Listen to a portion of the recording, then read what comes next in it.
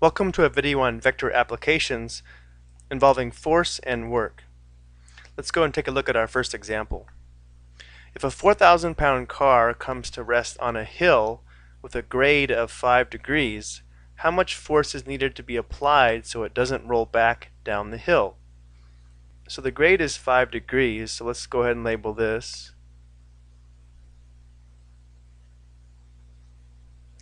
And since the car weighs 4,000 pounds, this red vector here would be our force vector, where we could let the x component equal 0 and the y component equal negative 4,000. Now in relation to the ramp, this force vector has two components. One component that's parallel to the ramp, another component that is perpendicular to the ramp. So the amount of force needed to be applied so it doesn't roll back down the hill would have to be the force that counteracts this force here.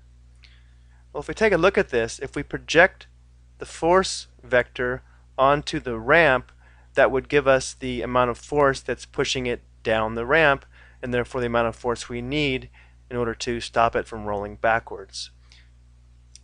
So we want to project the force vector onto the ramp, so we need to come up with a vector to represent the ramp. Remember, if we want to project the force vector onto, let's call the ramp vector v, the magnitude of vector v does not affect the projection of f onto v. So we'll go ahead and let the ramp be a unit vector, so we can call vector v, where the x component would be cosine theta or cosine 5 degrees, and the y component would be sine 5 degrees. Now we have all the information we need to project f onto v. And down here in the corner I've already taken our projection formula and replaced u with our force vector, so now we can just go ahead and apply this formula here. So our projection of f onto v is going to be equal to f dotted with v divided by the magnitude of v squared times vector v. So if we dot f and v, we're going to have 0 times cosine 5 degrees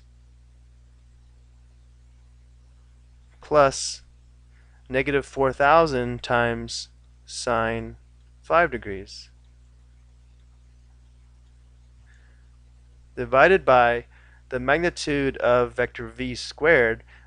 Vector v is a unit vector, and therefore the magnitude is equal to 1.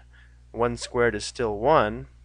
And we now need to multiply this by vector v, which is cosine 5 degrees, sine 5 degrees. So this would be 0, and negative 4,000 times sine 5 degrees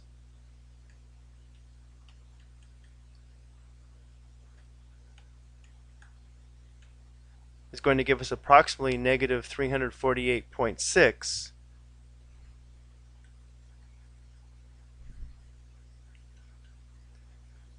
times our unit vector of cosine 5 degrees, sine 5 degrees. Well, the magnitude of this projection will give us the amount of force needed to prevent this car from rolling back down the hill. So here we have a scalar times a unit vector, so the magnitude of our projection is going to equal positive 348.6, and this would be pounds. This would be the amount of force needed to keep this car from rolling backwards down a hill with a grade of 5 degrees. Now let's talk about work. If f is a constant along vector v, as we just saw, then the work done is given by the magnitude of the projection of f onto v times the magnitude of v, or vector f dotted with vector v. Now let's take a look at a work problem. Here a warehouse cart is being pulled by exerting a force of 50 pounds on a handle, as we see here in black, that makes a 30-degree angle. So this angle here would be 30 degrees. Determine the work done in pulling the cart 20 feet. Okay, so on this problem we'll go ahead and let this represent the force vector. And since the cart is being pulled 20 feet horizontally, we could let this represent vector v. Let's talk about the force vector for a moment. We know it forms a 30-degree angle with vector v. We also know the magnitude would have to be 50. So we can let the force vector equal 50 times the unit vector in the same direction, so we'd have cosine 30 degrees sine 30 degrees. So this would be our force vector. And then for vector v, since it's being pulled 20 feet horizontally, we could represent that using the vector 20, 0. So now that we have vector f and vector v, we can go ahead and use our second formula, and the dot product of these two vectors will give us the amount of work needed to perform this task. So the work is going to be equal to f dotted with v. For vector f, let's go ahead and find the values of cosine 30 degrees and sine 30 degrees. If we use a reference triangle in the first quadrant, well, cosine 30 degrees would be square root 3 over 2. So 50 times square root 3 over 2 would be 25 square root 3. The sine of 30 degrees is 1/2. 50 times 1/2 would be 25. And we're going to dot this with the vector 20, 0. So we'd have 25 square root 3 times 20. That would be 500 square root 3 plus 0. So this is the amount of work done in pulling the cart 20 feet. Let's go ahead and get a decimal approximation for this.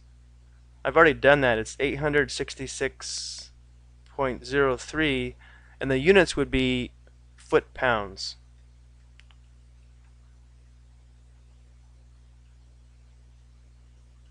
Because the force is in pounds and the distance is in feet.